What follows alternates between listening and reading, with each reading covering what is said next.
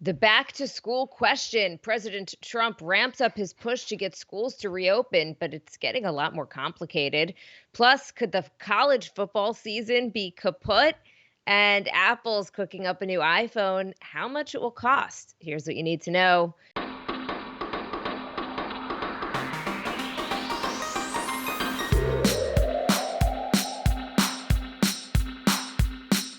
Good morning. This is Cheddar's Need2Know podcast for Thursday, July 9th. I'm Jill Wagner with Carlo Versano. Good morning, Carlo. Jill, guess what I did last night? What? Tell me. I went to a restaurant. I followed in your footsteps. It was How'd it amazing. go?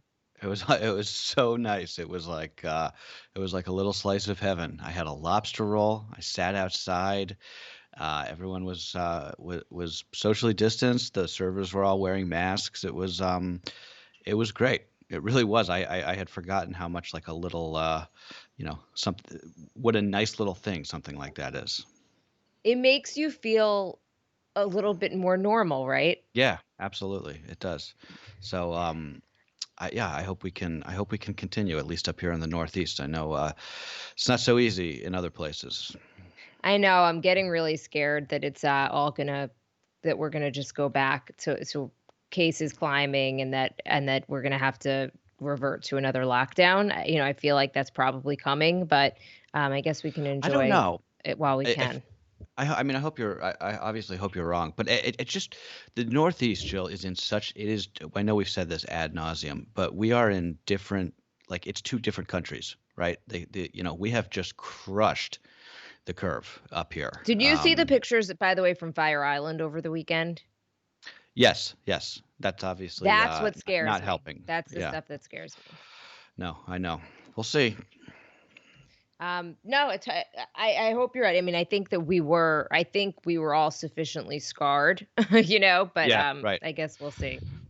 But the big debate right now that's raging across this country is whether or not schools should reopen for in-person learning in the fall. So the CDC is now revising its guidelines for school reopenings after President Trump attacked the agency and threatened to withhold federal funding for schools that refuse to fully reopen in the fall. So the agency had these recommendations that they were just recommendations, by the way, that schools keep students 6 feet apart in class. But many schools, of course, saying that's just not physically possible. There's not enough room.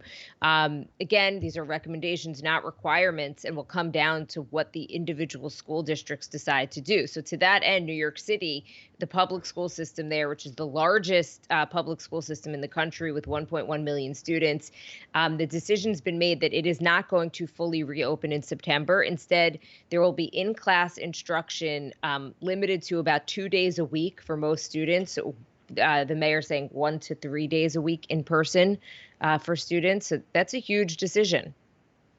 It is, and I suspect it's going to become sort of like the rubric for other big public school districts. That would be my guess. But Jill, just like everything else in America, this whole issue has been sort of like ground up and thrown into the bonfire of the culture wars.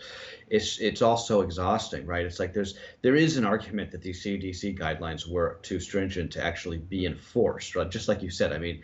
I don't know about where other people went to school, but I'm picturing like the classrooms that I went to in elementary and middle and high school. And like you can't really spread. There's not a lot of room to be like spreading out, right? You can't really do like you can't have 20, 30 kids in a class spread out 6 feet. Like it's just not feasible. But the president publicly going against the CDC, which he has. This is just like he does this all the time, right? He goes against his own agencies. And all that it does, it just makes it harder for everybody, right? It makes it harder for the actual experts to try and find a workable solution rather. The problem I think is that the White House really, really, really wants to show that things are getting back to normal in September, which is in an election year when most normal people, not like us, but most regular working Americans, they don't start to really pay attention to the presidential election until after Labor Day. So I think that this is, they really want to give off this sense that, hey, we're raring to go. But as we saw with the pushing too fast to reopen the economies, like look at where we are now, right?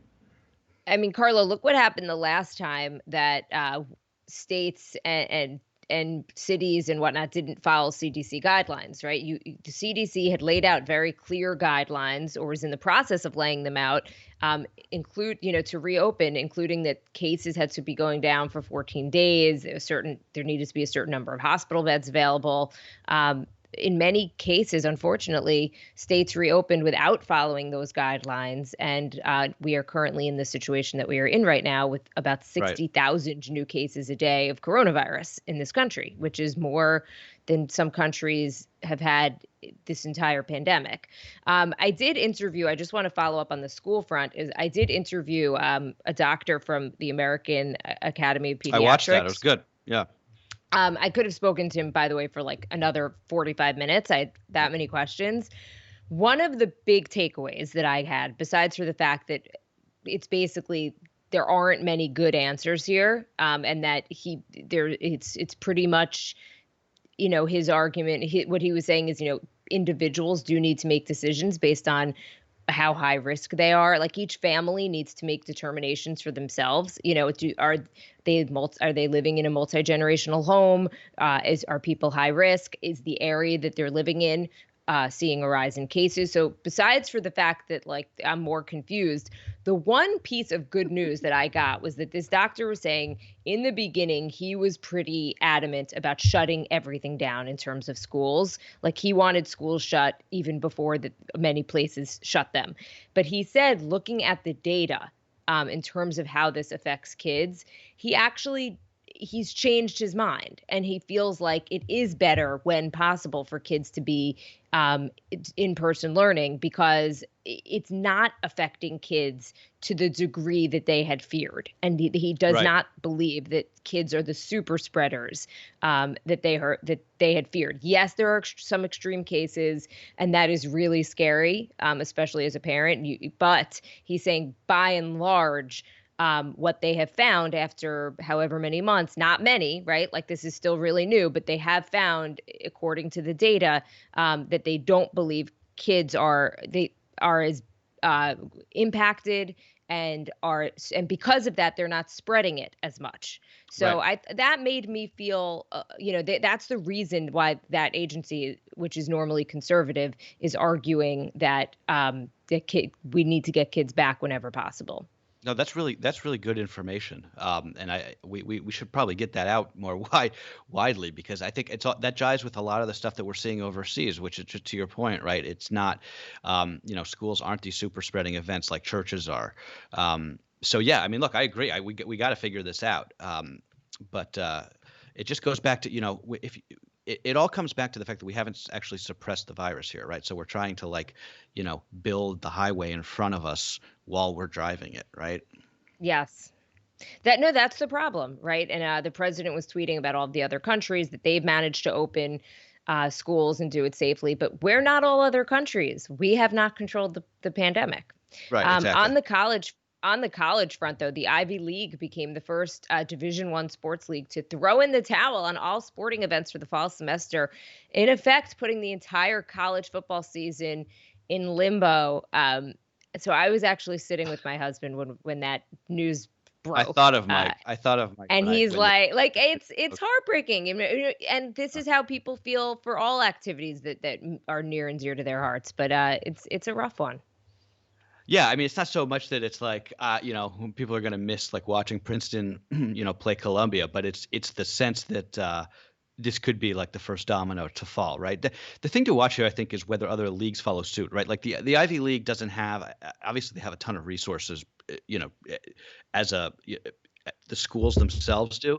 But when it comes to the actual sports, like the SEC has way more resources than the Ivy. So I could see leagues like the SEC or divisions like the SEC trying to do kind of like a bubble format with testing, like the pro leagues are doing. But I don't know. I don't even know if they actually can do that if kids aren't physically on campus. So we'll have to see. But I do think that I think that fall sports, college football, it may be a lost cause this year. Also, an update on a related story we've been following. MIT and Harvard are now suing the Trump administration over the guidelines from ICE that were related to international students, while some top schools are making contingency plans to protect their vulnerable international student population from these rules that could cause them to be deported if there is no in-person classes. Yeah, so we talked yesterday about this thing that they're trying to get done at Berkeley, which is basically like set up a fake, one credit or in-person class for that will, work for the international students. And there's now NYU. I saw Columbia. They came out and they're like, the faculty's on board. We're gonna figure out some way to try and protect these kids because they are, like you said, they are vulnerable. And I know that we talked about this the other day, and I sort of went off on a tangent. But after that, I looked up how much international students contribute to the U.S. economy. Last year, according to one estimate, it was $41 billion, and that's on the low end. So, I mean, the way that you know that this policy, these ICE guidelines are BS and strictly intended to sort of create chaos, both at colleges and just do harm. The administration, Jill, regularly talks about how, they talk about immigration in these terms of like there's good immigrants, right? Like there's the good kind of immigration, which you'd think this would fall under, right? Really smart international students who want to come here to study and then hopefully continue their work in the United States. These are the proverbial immigrants we want, the best and the brightest, and they're putting their lives in chaos. So it's an unbelievably hypocritical move on the government's part.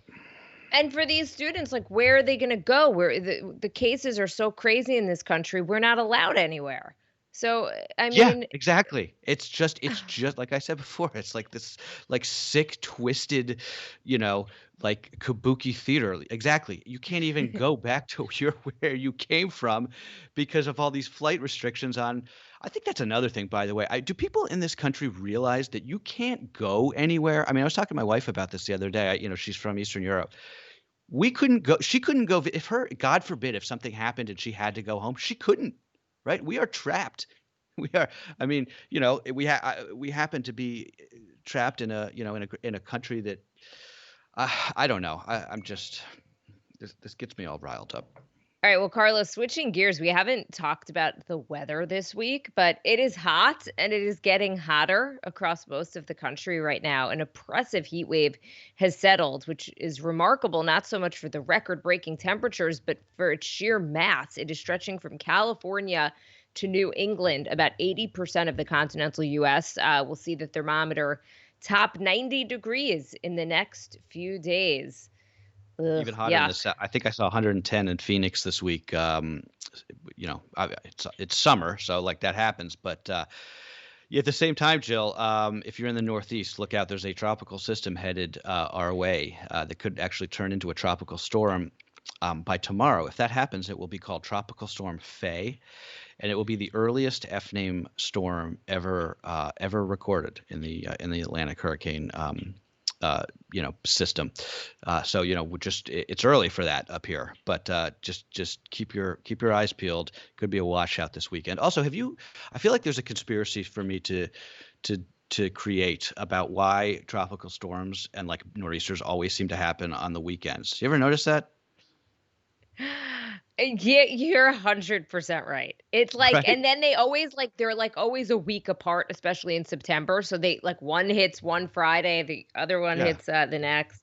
Yeah, Although like I guess that's just, I guess that might just be New York, because if it hits here one day, it's gonna hit, like South Carolina maybe the day before. Yeah, but this is the only place I care about because this is where I live. I don't care about the weather in other places. I know. I am surprised you're even agreeing to do a weather story because you hate the weather story so much. I do.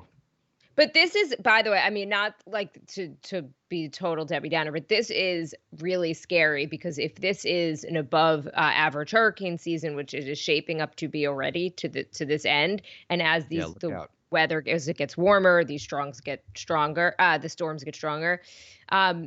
How do you deal with that, especially like Florida, Texas? Those are states that are kind of like the bullseye for many of these storms. So how do you deal with that while coronavirus is raging as well. I mean, I'm thinking about shelters that people are going to have to go in. I mean, things are bad already. Throw Yeah. in a hurricane. It, I don't know what would happen. no, knock on wood. I mean, let's just hope that, the weather gods give us a break this year. Although it doesn't seem like that's going to happen, just based on how things have generally been going this year. It sort of feels like we're due for like a major hurricane landfall, but I'm praying that that's not the case. Hashtag 2020.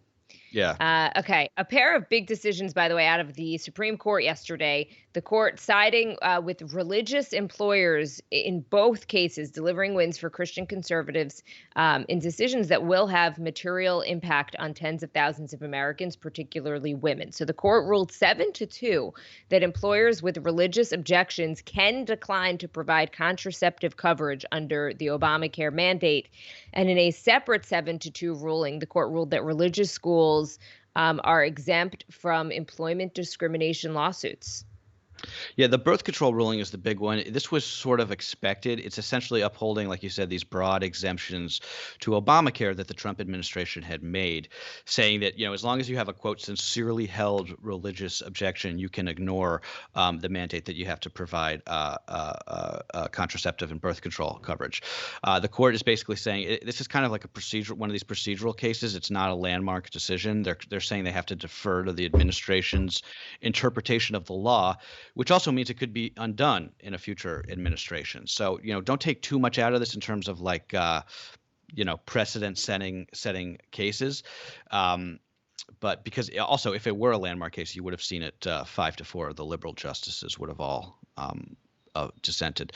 But also, Jill, not to stay on this too long, but one thing that has become clear to me these last few months, just with everything, and this just emphasizes it to me, like so many problems in this country would be avoided if we just didn't have our healthcare tied to our employers. And I'm not making a push for Medicare for all. I don't even want to get into that. And obviously it would have its own issues. But something, it's like the world is telling us, like, we got to decouple healthcare from employment in this country. It would really help, I think. Yeah, I tend to agree with that. Okay, the big Trump tax ruling, that's going to come down today, by the way. And on some business news, an iconic American clothing store has now failed. It is the latest in a growing list of retailers that could not make it through the coronavirus. And we're talking about Brooks Brothers. It is one of the oldest American retailers. This is an interesting fact about Brooks Brothers. It has dressed nearly every U.S. president, and that includes Abraham Lincoln, Teddy Roosevelt. So Brooks Brothers is now bankrupt. The 200-year-old brand filed for Chapter 11 protection, citing the pandemic-related store closures. But even before coronavirus, Brooks Brothers had suffered from a big debt load, not to mention changing style trends, because fewer men really had to dress up for work. But I was rooting for them as a business, because they were really changing with the way that people were dressing. They had a more casual line that was doing really well. But they don't have this great online presence yet. Like a lot of, like it's hard to buy that stuff online. So unfortunately for this company, but that doesn't mean they're going away. It just means they No, I filed think for hopefully they bankruptcy. restructure, and they're going to close a bunch of stores. Look, I've never been very, preppy. Like I've never been like a Brooks Brothers like kind of guy, but I still, like you said, I mean, I was really rooting for them. I did, back when I had a job that required me to like dress up and not just wear, a t-shirt and shorts every day. They were my go-to for a lot of like basics. But I think that's to your point, that's the problem, right? I mean, I couldn't think of something I'm less inclined to buy right now than like a new suit, right? Like forget about even, work basics. Like who out there is buying a new suit right now? You're not going anywhere. But I will let you in. Right. I will Even if let a you. wedding, like Yeah, it's just not there's no happening. That's events. right, exactly. But I will let you in on a little men's sartorial secret, Jill. Brooks Brothers makes really good cotton boxers if you're a little bit bigger in the posterior or thigh department. And also their non-iron shirts are great because you don't have to dry clean them. So it's a little bit of a life hack there. You can just sort of like throw them in the dryer for a few minutes and they're back to new. I do miss, by the way, the one thing I miss about the office, and working in person, I miss like every once in a while, Carlo, when you'd come in dressed up and it was like, what's going on? Like, look, I don't know, once Almost every got an 2 weeks. interview today. Oh God, that's the worst. Oh my You gosh, used to give once me every such a 2 weeks hard you'd time come in just with for like a like jacket. yeah, I would wear like a jacket every once in a while just to like pretend like I was, an adult, and you would just rip on me from 6 a.m. I do miss that, It Jill. was more like, what are you up to? I was nervous Yeah. that you were gonna leave us. Um, Also on the tech front, iPhone users take note. Apple expected to release a new iPhone lineup this fall, as it does every fall. The rumor mill, of course, in overdrive. The iPhone 12 will almost certainly be the first 5G iPhone. Apple watchers are expecting it will start at about $749 for the base model. That's $50 more than the iPhone 11 base, but they are, I guess, assuming that people will shell out more money because it's going to have that 5G processor. But, are systems even ready for 5G? I don't know. Yeah, I think, I mean, I think that people will shell out for this because they always do. But here's the thing that I found interesting, Jill, looking in on the website Mac Rumors, which is pretty good about sort of like putting out, the latest like legit rumors about these things. They're saying that they're not even going to put the ear pods or the wall charger in the case anymore. So you're going to pay $750 for a phone, and you're not even going to get like the accessories. It probably doesn't matter because I mean I don't know if other people are like this, but in my house there's like we have a drawer that is basically full of like old castaway like iPhone earbuds and wall chargers. So maybe it's a good thing actually. Maybe we don't need all that more plastic waste in the world. But it is an interesting thing to note. As long as, by the way, that's good, as long as everything will sync. Next thing they're going to tell us is Yeah. that the charger that you have for your iPhone 11 or your iPhone 10 isn't going to work with this one. Right. That's always what it is. That's always what it is. It's always about getting you to buy a new thing. It's never about, sustainability or whatever. Exactly. All right. Well, that's it. And by the way, little housekeeping. I am off tomorrow and Monday for just a You 4-day going anywhere? weekend. Doing nothing. I had high hopes for a little outdoor time and maybe golf, but it looks like it's going to rain for literally like the next 5 days. So I Again, don't always know how it where works. that leaves me. As soon What? as you take as soon as you take a couple days off, that's when it rains. Of Just course. the way of the world. But yeah, so It's like Joel, the driest summer on record, and of yeah, course it's right. going to rain for 4 days when I'm off, Just when but you're that's off. okay. So we actually have a fill-in guest tomorrow for Jill, who's gonna help me out. Josh Topolsky, he's the editor in chief of Input Magazine. He's a really smart guy. So he's gonna come. He's gonna fill in for you tomorrow, Jill. So that will be fun. But we will miss you, and we'll see you on Tuesday. But I'll see the rest of you guys tomorrow. Rooting for him to be good, but not too good. Of course. You know what I Yeah. mean? It's That's like always when how it is, right? I'm just kidding. I can't wait to listen to it actually. Um, so We'll do have you fun proud. with that. Thank you. It's awesome. I'm excited to hear it and get his perspective on stuff. Okay, everybody, that's what you need to know for Thursday, July 9th.